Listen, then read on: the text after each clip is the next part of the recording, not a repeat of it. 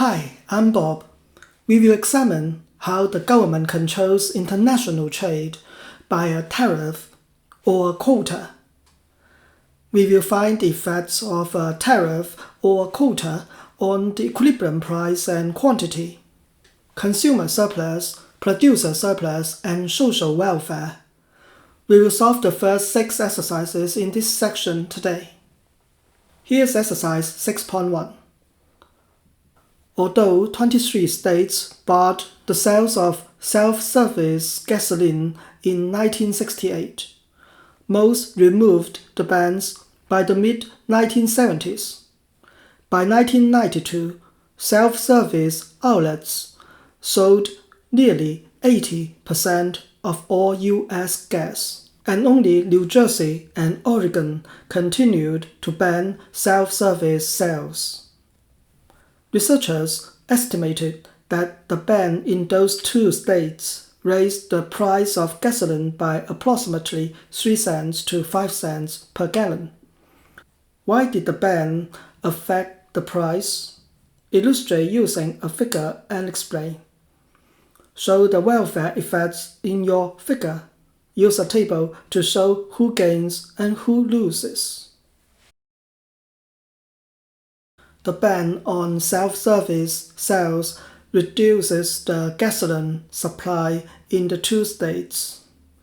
It shifts or rotates the supply curve to the left.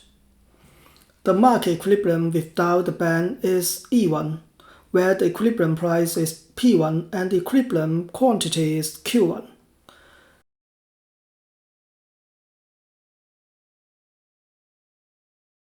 The equilibrium becomes E2 with the ban. The price rises to P2 and the quantity reduces to Q2. Without the ban, the consumer surplus is the triangle area of A plus B plus C plus D.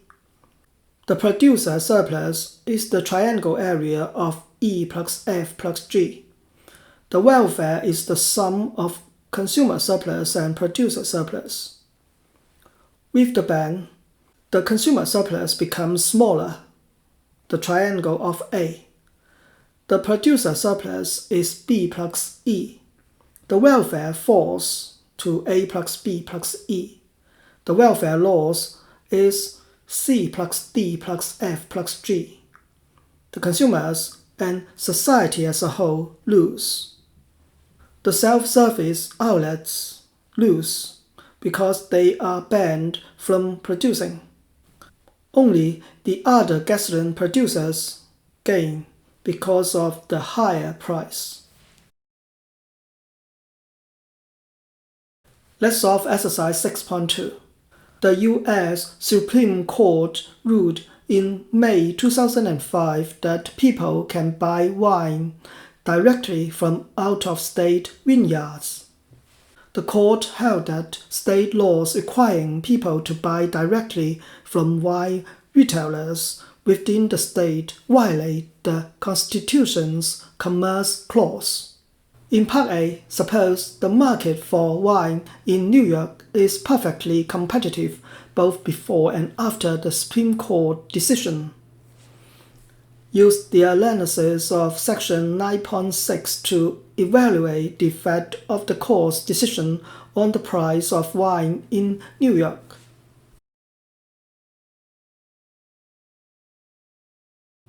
Before the Supreme Court decision, people could not buy wine outside the state. The market equilibrium is E1, where the state demand curve D intersects the state supply curve S1.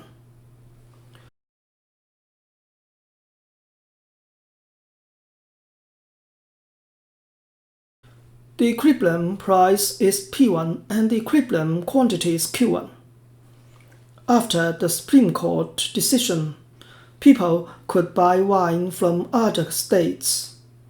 Assume that the supply from out of the state is horizontal at P2, a lower price than P1. The new supply curve S2 is the same as the state supply curve below P2 and then is horizontal at P2. The new market equilibrium is E2, where the state demand curve intersects the new supply curve. The market equilibrium price is P2, and the equilibrium quantity is Q2. The price falls, and the quantity rises after people can buy wine outside the state. In Part B, evaluate the increase in New York consumer surplus, producer surplus, and welfare. If the state residents cannot purchase wine outside the state, the market equilibrium is E1. The consumer surplus is A. The producer surplus is B plus E. The welfare is the sum of consumer surplus and producer surplus. After the Supreme Court decision, residents can buy wine outside the state. The market equilibrium is E2. The state consumer surplus increases by B plus C plus D. The state producer surplus falls by the area of B. The social welfare, measured by the sum of consumer surplus and producer surplus, increases by the triangle area of C plus D.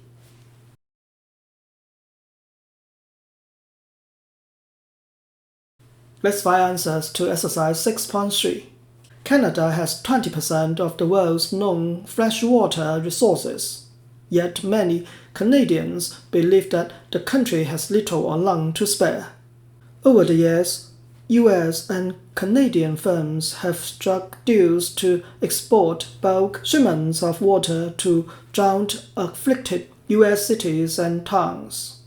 Provincial leaders have blocked these deals in British Columbia and Ontario.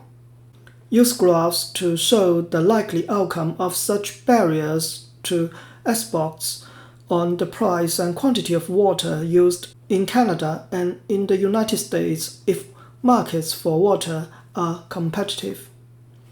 Show the effects on consumer and producer surplus in both countries. In the US market, the imported water is supposed to be at a lower price P1 than the market equilibrium price without import P2. The free trade water supply curve S1 is the same as S2 below P1 and then is horizontal at P1. With imported water, the equilibrium is E1. Without imported water, the equilibrium is E2. So, the trade barrier that blocks the import raises the price and lowers the quantity to the no trade level. The consumer surplus falls by B plus C plus D. They lose from the trade barrier. The producer surplus rises by B. They benefit from the barrier. The social welfare falls by C plus D after the imported water is blocked. Society as a whole loses from the barrier. In the Canadian market, water export reduces the domestic water supply in the short run. The block of export increases the domestic water supply. It shifts the supply curve to the right. Price falls and quantity rises as a result. The consumer surplus increases by B plus C plus D. The social welfare also rises by C plus D plus F plus G. In the long run, the competitive supply curve is horizontal, so the trade barrier will not change the long-run equilibrium price and quantity.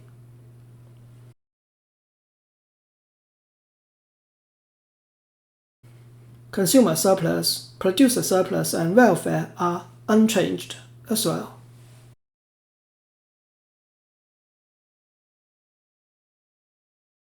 Let's answer exercise 6.4. In solved problem 9.5, if the domestic demand and supply curves are as follows. and the world price is 5.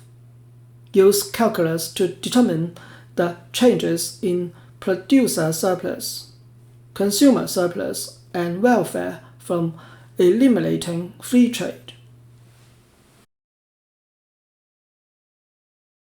The domestic market equilibrium E is determined by the intersection of the domestic demand and supply curves.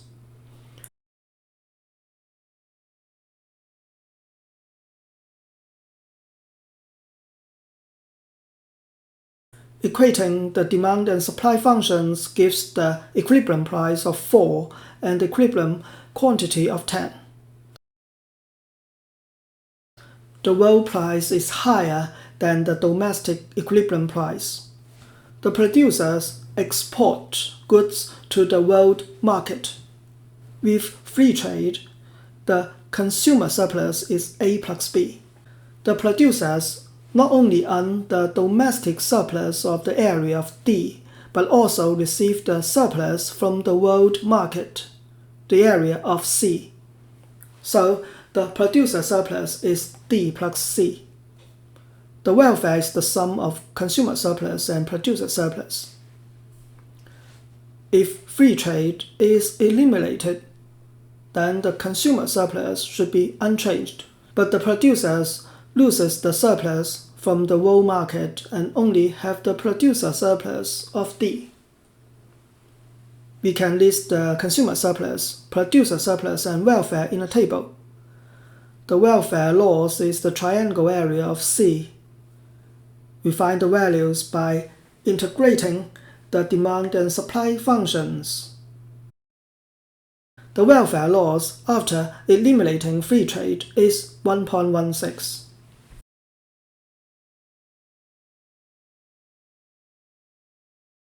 Let's go to exercise 6.5. Based on the estimates of the U.S. daily oil demand function in equation 9.3 and supply function in equation 9.4, use calculus to determine the change in deadweight loss from a marginal increase in a tariff evaluated where the tariff is initially 0. We first derive the deadweight loss as a function of the tariff T. From the textbook, we know that the deadweight loss from a tariff is the area C plus E. It is the area of C plus D plus E minus the area of D. The former can be obtained by integrating the difference between the domestic demand and supply curves from the world price P to P plus T.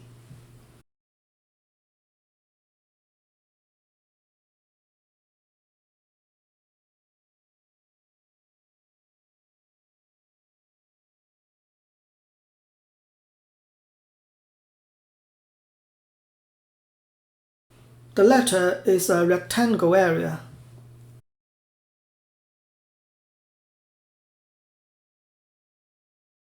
So we derive the deadweight loss as a function of T.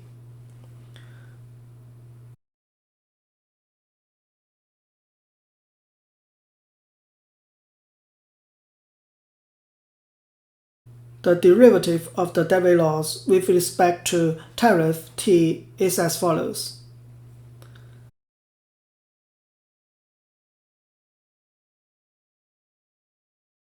When it is evaluated at T equals 0, the marginal change in deadweight loss is 0.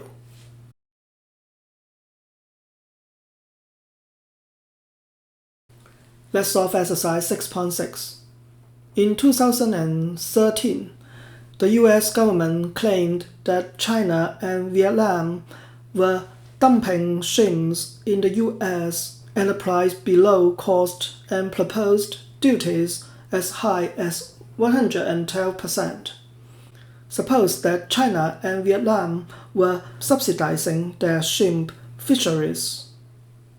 In the diagram, show who gains and who loses in the United States. Use your diagram to show how the large tariff would affect government revenues and the welfare of consumers and producers. Before imposing the tariff, the market equilibrium is E2, where the domestic demand curve D intersects the world supply curve at P.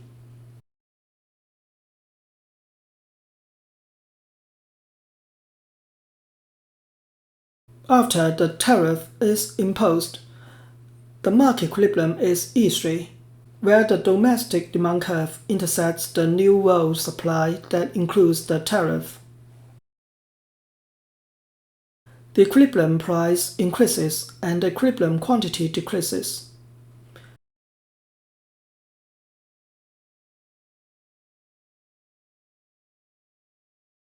Without the tariff, the consumer surplus is the area A plus B plus C plus D plus E plus F. After imposing the tariff, the consumer surplus becomes A plus B. The consumer surplus decreases by the area of C plus D plus E plus F. The consumers lose, but the producers benefit from imposing the tariff. Producer surplus increases by the area of C. The government collects the tariff revenue of the area of E. The welfare falls by the area of D plus F, which is the debit loss from imposing the tariff.